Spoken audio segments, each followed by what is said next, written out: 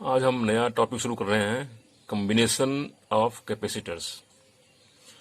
हम जब circuit design करते हैं तो उस समय हमको कभी कभी जरूरत पड़ती है कि हमको स्पेशल कैपेसिटेंस की जरूरत पड़ती है। जो हमारे पास अवेलेबल कैपेसिटर्स होते हैं तो हो सकता है कि उसके अलावा हमें किसी और कैपेसिटेंस की जरूरत पड़े। तो उस कंडीशन में हम क्या करते हैं कि उसमें हम कई कैपेसिटर्स को इस तरह से हम कंबाइन करते हैं कि हमको कैपेसिटर्स इफेक्टिव या इक्विवेलेंट हमको चाहिए होता है वो हमको मिल जाता है। तो इसके लिए हमको बहुत सारे कैपेसिटर्स को डिफरेंट वेज में हमें कंबाइन करना पड़ता है। ये जो डिफरेंट वेज हैं ये दो तरह के होते हैं। एक होता है कि कैपेसिटर्स इन सीरीज, दूसरा कैपेसिटर्स इन पैरेलल। और कभी कभी हम सीरीज और पैरेलल दोनों को एक साथ जोड़ करके कई तरीकों से जो हमको चाहिए होता है कैपेसिटेंस वो हम इस तरह से कर लेते हैं। तो इसमें हमको आज हम कैपेसिटर्स इन सीरीज में हम कैसे कैपेसिटर्स को हम कंबाइन करते हैं इसके बारे में बात करते हैं। तो अभी हमने there are three capacitors C1, C2 and C3. All three are combined in series and there is a battery of voltage V which is connected. So due to this voltage V, here in this side there is positive charge Q and in opposite side here there will be negative charge minus Q. तो इस तरह से voltage जो है, जो charges है, इस तरह से इंड्यूस होता है कि बीच में जो कनेक्टर्स है, ये जो कनेक्ट करके ये जो कनेक्टिंग वायर है, ये है, तो इसमें भी इलेक्ट्रिक फील्ड जनरेट होता है क्योंकि हर कैपेसिटर में जो नेट चार्ज है दैट मस्ट बी 0। तो इस तरह से। और दूसरी चीज ये है कि जितने कैपेसिटर्स हैं हर एक में charges are same at each capacitor. यहाँ plus Q minus Q, plus Q minus Q, plus Q minus Q. और दूसरी बात यह है कि जो यहाँ पर बैटरी का पोटेंशियल है V, तो जो हर कैपेसिटर में जो पोटेंशियल ड्रॉप है V1 यहाँ V2 यहाँ पर V3, इन सब का जो सम है, इन सब का जो पोटेंशियल ड्रॉप्स का जो सम है that is equal to the V। तो जो बैटरी का जो है जो पोटेंशियल है V, मान लिया यहाँ पे एक पॉइंट यहाँ पर है, मान लिया एक पॉइंट यहाँ पर A है, यहाँ पर पॉइंट B है, तो जो टोटल जो नेट पोटेंशियल ड्रॉप A से B के बीच में है that is equal to V। So V will be equal to V1 plus V2 plus V3। ठीक है, ये दो चीजें हमको याद रखनी पड़ेगी। एक तो चार्ज हर जगह सेम है, दूसरा जो पोटेंशियल ड्रॉप्स है इनका समेशन इसके V के इक्वल होता है। तो हम इसी को कंसेप्ट को लेकर के हम आगे बढ़ेंगे। तो अब हम मान लिया जहां पर इसके लिए हमारा जो पोटेंशियल ड्रॉप मान लिया V1 है, इसके लिए V2 है, इसके लिए V3 है। तो जो नेट पोटेंशियल, जो टोटल पोटेंशियल ड्रॉप है जो देखा जाए तो total potential drop, total potential drop V is equal to V1 plus V2 plus V3। अब V1 क्या होगा? What is V? हम जानते हैं कि V is equal to Q by C। So this will be equal to Q by C1 plus Q by C2 plus Q/C3, क्योंकि यहाँ पे कैपेसिटेंस तो अलग अलग है लेकिन चार्ज सब में एक ही है। अब जो टोटल जो पोटेंशियल हमारा है, जो टोटल पोटेंशियल है, this is also equal to Q/V।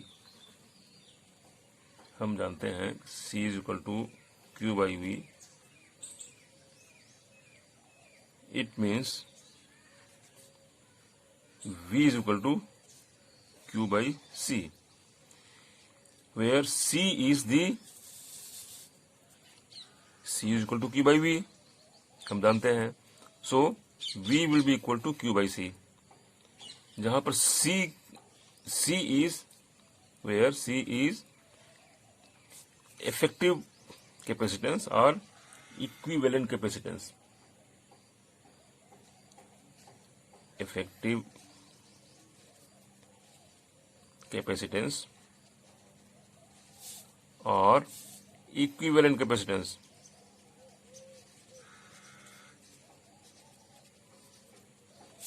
Equivalent capacitance का मतलब यह है कि इस यहां से लेकर यहां तक हम एक मान लें। एक मानने का मतलब यह है कि इसको हम कुछ इस तरह से करें कि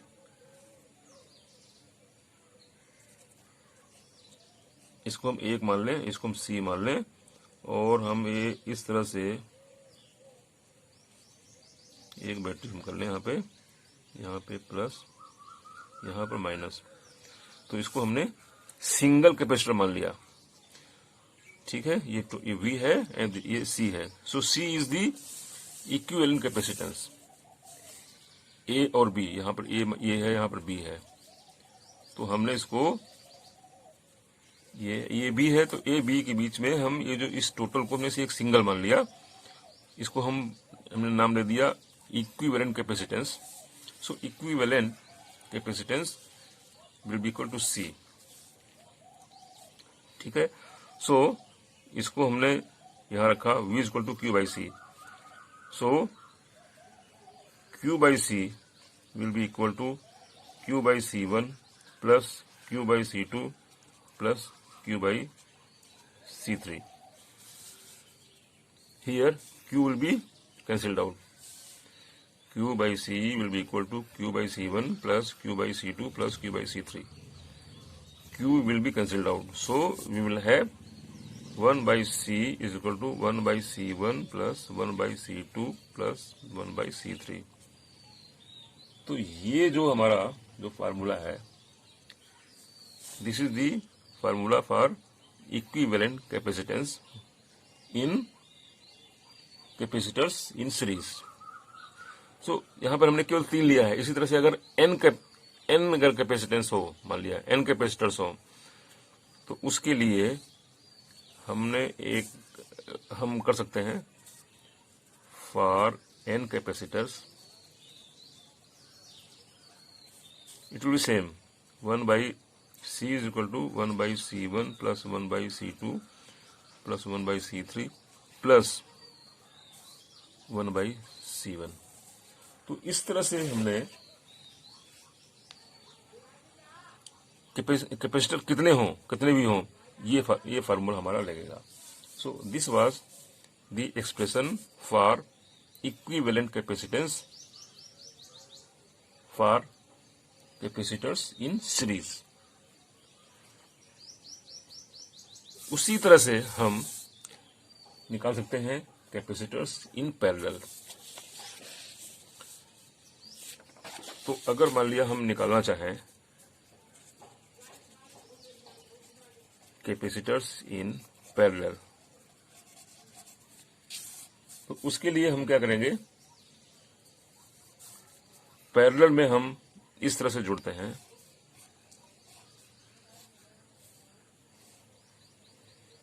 पहला है, दूसरा है और तीसरा है। इन दोनों को हमने ऐड कर दिया। ये हो गया हमारा C1। इसको हमारा यहाँ पे ले लिया हमने प्लस चार्ज, यहाँ पर माइनस चार्ज ले लिया हमने। यहाँ पे plus charge, minus charge,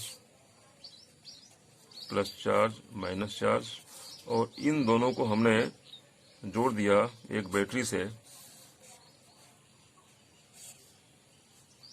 V volt की बैटरी, और इसको हमने इस तरह से ये हमारा, so this is C1, C2, C3। अब इसमें हम कर सकते हैं कि जो वोल्टेज है, in this case the voltage है वो तीनों में वोल्टेज सेम रहेगी। All three will have same voltage. यहां से जाकर के यहां से ये डिवाइड हो जाएगा। यहाँ पे चार्ज विल बी डिवाइडेड, यहाँ पे जो चार्ज होगा, charge will be divided but voltage will remain same. तो चार्ज का मतलब यहाँ पे होगा Q1 minus Q1, Q2 minus Q2, Q3 minus Q3। तो यहां से चार्ज डिवाइड हो जाएगा, लेकिन वोल्टेज यहां पे सेम रहेगा। यहां भी रहेगा V, यहां भी रहेगा V, और यहां भी रहेगा V। Voltage will be same and charge will divide. अब हम जो चार्ज है, चार्ज डिवाइड हो रहा है, इसका मतलब कि हमारा जो अगर टोटल चार्ज यहाँ पे Q है, मान लीजिए टोटल चार्ज यहाँ पे Q है, यहाँ से जा रहा है यहाँ से, तो यहाँ पे क्या होगा, Q will B total charge, Q will B Q1 plus Q2 plus Q3। Charge यहाँ पे डिवाइड हो रहा है यहाँ से यहाँ पे इन थ्री पार्ट्स, ठीक है। तो Q1, Q2 और Q3 that will depend upon C1, C2, C3, उसके हिसाब से डिवाइड हो जाएगा, ठीक है। अब इन सब का हमें वैल्यू पुटअप करना है। Q is equal to what, हम जानते हैं Q is equal to CV, हमको पता है। इसको भी हम मान लें इक्विवेलेंट कैपेसिटेंस C। इन तीनों को अगर हमने सिंगल अगर मान लिया, ये Q है, ये V है, तो इसको अगर हमने सिंगल मान लिया तो हम इस तरह से हम कर सकते हैं।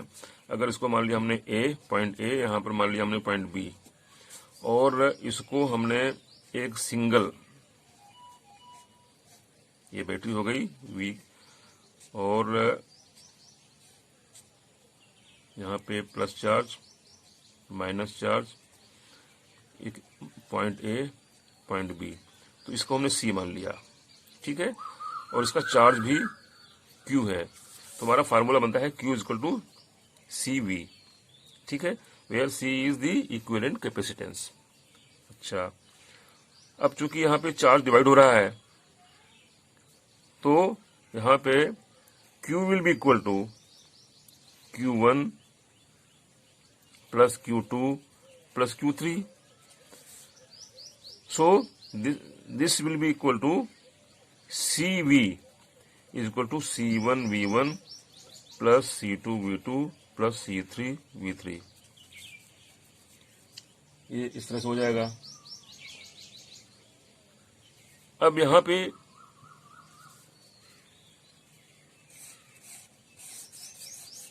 देखिए मिस्टेक हो गई। यहां पर हमने क्या देखा, यहां पे voltage will remain same,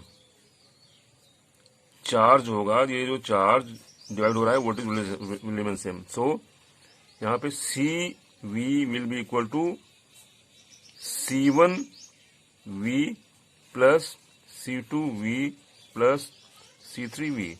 here you see voltage will remain same.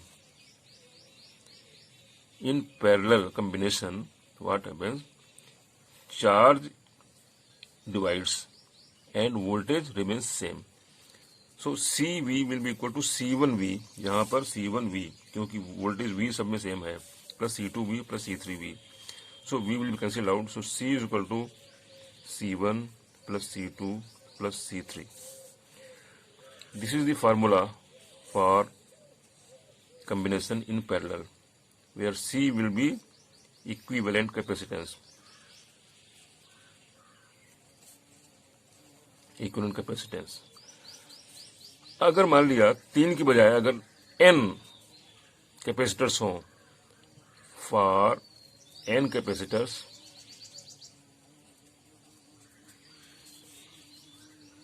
C is equal to C1 plus C2 plus C3 plus इस तरह से प्लस Cn, तो हमें केवल पैरेलल में केवल हमको ये याद रखना है, इसमें ये हमको 2 चीजें रखनी है। नंबर 1, इसमें वोल्टेज सेम, ठीक है, इन ऑल कैपेसिटर्स। दूसरा, इसमें क्या करना है, चार्ज इज डिवाइडेड। ये 2 चीजों को याद रखना है। उसके बाद में तो इस तरह से हमने जो दोनों तरह के कॉम्बिनेशन है कैपेसिटर्स के, सीरीज में और पैरेलल में, इन दोनों के एक्सप्रेशन निकाले हैं। और बस केवल खास बात इसमें केवल ये याद रखनी है कि सीरीज में चार्ज वही रहेगा, वोल्टेज डिवाइड हो रहा है, और पैरेलल में वोल्टेज वही रहेगा और चार्ज डिवाइड हो रहा है। Again, in series charge is same end voltage is divided, and in parallel voltage is same and charge is divided. इन्हीं दो कंसेप्ट को मान करके ये डेरिवेशंस ये निकले हैं। तब आज के लिए इतना ही, आगे हम इन पर कुछ न्यूमेरिकल्स करेंगे। Thank you.